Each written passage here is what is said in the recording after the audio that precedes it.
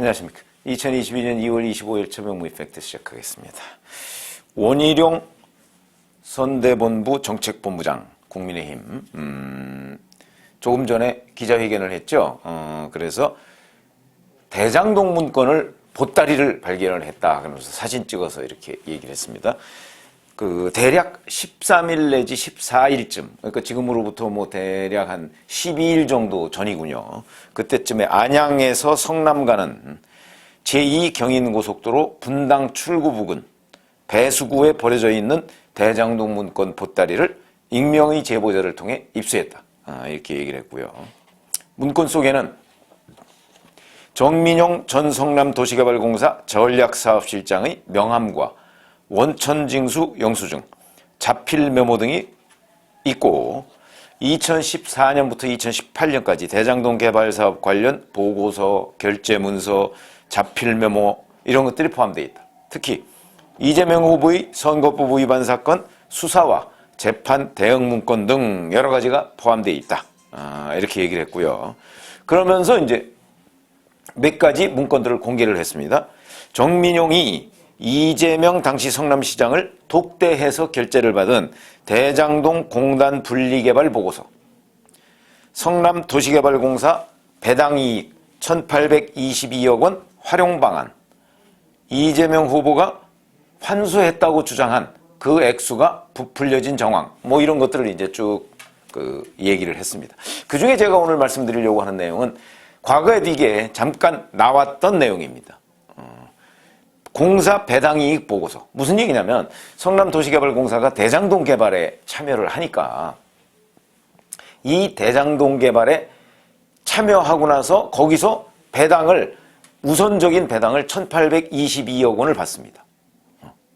그리고서 이제 뭐 공원 개발하고 뭐 이런 거 다 포함해서 이제 그걸 환수했다고 이재명 후보는 주장하는 건데, 제가 늘 말씀드리지만 그거는 환수가 아니고요. 이 공원 개발이나 이런 것들은 기부 체납을 한 겁니다. 시행사가. 그러니까 이거는 이재명만이 할 수 있는 게 아니고 누가 하든지 간에 늘 이런 기부 체납, 아파트만 덜렁 지어놓을 수는 없는 거 아니겠습니까? 그러니까 아파트 주변에 여러 SOC, 뭐 도로, 공원, 학교용지 뭐 이런 것들도 만들어서 같이 기부를 합니다. 그렇게 하고 아파트 개발을 하는 거죠. 그거는 결국 아파트 개발 이익 중에서 일부를 빼서 거기다가 투자를 하는 셈이거든요. 그러니까 그게 이제 성남시나 아파트 인허가권자 입장에서 본다면 그 개발을 하고 개발 이익을 민간이 다 가져가지 않고, 또는 공공개발 하더라도 다 가져가지 않고 그거의 일부를 성남시 또는 시행기관에 제공을 하는 거죠. 그러니까 엄밀한 의미는 뭐 이건 환수가 아니고요. 어떻게 보면 개발 이익을 일부 공공한테 제공하는 겁니다. 그런 거죠. 그러니까 이걸 이재명 후보만이 할 수 있는 건 그건 아닙니다. 잘 아시다시피 여기 서울 삼성동의 현대, 그건 뭐 현대가 개발합니다. 그럼에도 불구하고 현대가 거기에서 서울시에다가 기여금을 냅니다. 그 기여금을 내죠. 그렇게 제가 지금 까먹었습니다만은 조 단위의 기여금을 냅니다. 그런 것처럼 이건 개발이익 환수라고 할 수 있는 건 아니다. 그런데 어찌됐든 간에 거기에다가 초과이익 환수 조항 이런 거 없애고 뭐 이렇게 돼서 이제 민간 분야가 대박이 난 거 아니겠습니까? 자, 그런데 1822억은 일단 확보를 한 거니까 이걸 어떻게 쓰느냐. 대장동 개발을 하면, 아니 그렇게 서민 강조하는 이재명 후보가 당연히 여기에 서민용 아파트를 공급을 해야 되는 거죠. 대장동을 그냥 민간인들 해서 돈만 민간인들이 엄청나게, 그것도 자기 측근들이, 뭐 정진상, 뭐 유동규, 뭐 이런 사람들, 뭐 보니까 뭐 정진상, 유동규, 김만배, 김용, 이 중에 김용, 정진상, 유동규는 이재명 후보의 최측근들 아닙니까? 성남시에서. 뭐 보니까 이 사람들이 뭐 의형제를 맺었다 뭐 이런 얘기도 나오더군요. 그러면 결국 이재명 후보의 최측근들이 의형제 맺고 대장동 개발을 해서 거기서 돈 빼먹는 걸 궁리를 했는데, 그럼 이재명 후보는 거기에 대해서 아무런 조치도 취하지 않고 그냥 방조했는가 지원했는가, 아니면 처음부터 기획을 해서 자기 돈을 숨겨놨는가? 이런 부분이 매우 궁금해지는 대목인데, 어쨌든 그거는 나중에 뭐 이제 특검이나 뭐 이런 걸 통해서 밝혀질 거고, 그게 아니고, 자, 이 1822억을 어떻게 쓸까? 이거를 정민용 당시 팀장이 보고를 한 거죠. 이재명 성남시장한테. 그래서 1안, 2안, 3안이 있습니다. 1안은 뭐냐면 A10 블록을 매입을 해서 여기다가 임대아파트를 1200세대를 짓자. 이런 겁니다. 글쎄 뭐 몇 세대이냐 하는 거는 판단에 좀 문제가 있을 수 있지만 적어도 임대아파트는 지어야 되는 거 아닌가요? 그런 대장동과 같은, 더군다나 성남에 서민들이 얼마나 많습니까? 그러니까 서민용 임대아파트를 당연히 지어서 공급을 해야 되는 거죠. 근데 이 보고서에 보면 그래서 임대아파트 1200세대 짓는 방안이 1안입니다. 1안. 그리고 여기다가 특징을 뭐라고 했냐면 배당 이익이 1404억이라고 돼 있네요. 이걸로는 토지 매입이 어렵다. 취득세 포함하면 약 500억 원 정도가 추가로 필요하다. 이렇게 이제 얘기를 했습니다. 글쎄요. 근데 이 1404억이 어디서 나왔는지는 저도 뭐 그건 잘 알기가 어려운데 어쨌든 1822억을 활용하면 대개 그러니까 한 1900억 정도가 들어간다 이런 뜻인 것 같은데 그러면 뭐 100억 이내에서 더 추가해서 그거 좀 민간업자한테 부담하라고 하면 되는 거 아닙니까? 그렇게 합의를 하면 되는 거죠. 그렇게 하면 여기에 1200세대의 서민용 임대아파트가 들어갈 수 있었다. 그게 1안입니다. 2안은요. A10이 아니고 A9 블록. 이거는 221세대. 이건 너무 작죠. 근데 여기를 매입해서 임대주택을 건립하는 게 2안입니다. 이거는 특징이 이렇게 돼 있더군요. 임대주택 사업비 약 800억 정도가 필요하고 그 다음에 적격 세입자 약 80세대 정도의 공급이 가능하다. 이건 너무 작죠. 대장동 같은 대형 개발, 1조 원 넘는 개발을 하면서 임대주택 뭐 221세대 정도 집어넣는다는 건 너무 작은 거 아닙니까? 어쨌든 이게 2안이고 3안이 임대주택 용지를 아예 안 사고 그냥 현금으로 받자.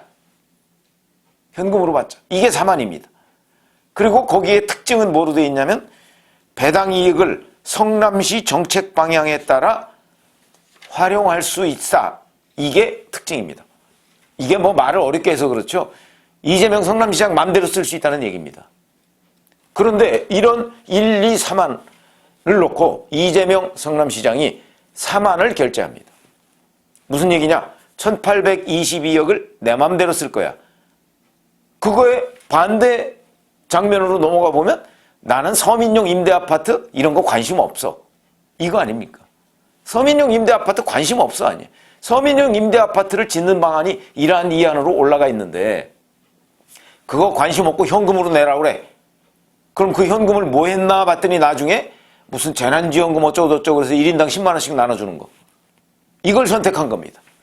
자, 그러면 그동안에 뭐 공영개발 뭐 엄청나게 무슨 공영개발하고 뭐 이환수, 서민 뭐 이런 거 강조했던 이재명 후보 아닙니까?